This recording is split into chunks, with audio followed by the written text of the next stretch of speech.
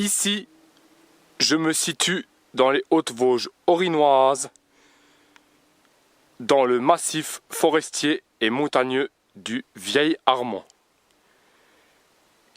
également appelé en langue allemande Hartmannswillerkopf.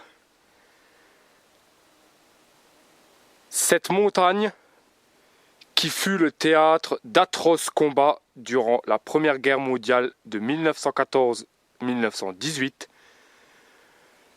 constitue un véritable musée à ciel ouvert d'une période tragique dans l'histoire de la France. Ici, sur le versant nord du Hartmannswillerkopf, voici ce que je découvre au détour d'un sentier.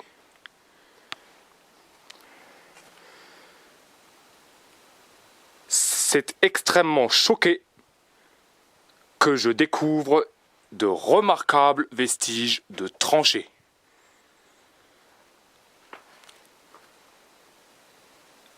Je m'y engage avec crainte, étant donné tout ce qui s'était passé à l'époque. Je n'ai pas l'esprit très tranquille. Ces vestiges sont extraordinairement bien conservés.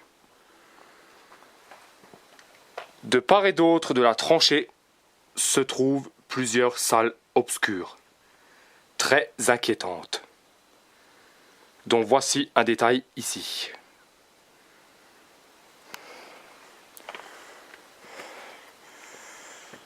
La longueur de cette tranchée est d'environ 50 mètres.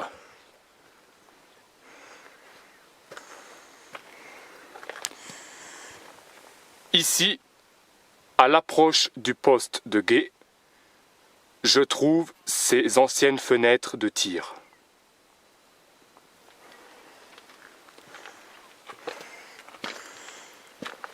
Je continue ma progression au milieu de cette étroite galerie, large d'à peine 50 cm, pour déboucher à un observatoire maçonné, dont voici les vestiges situés droit devant moi.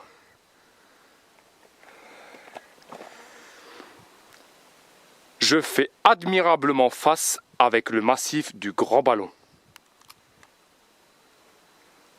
dont la croupe dégarnie est visible ici, au milieu. Je suis extrêmement surpris de découvrir des restes de barbelés, encore toursadés.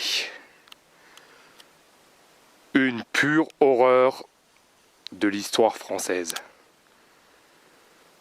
Cependant, il y a un point positif, c'est que le point de vue est très agréable à l'œil.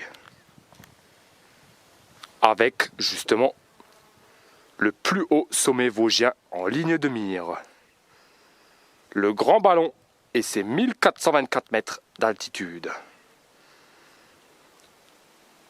Une sacrée découverte donc.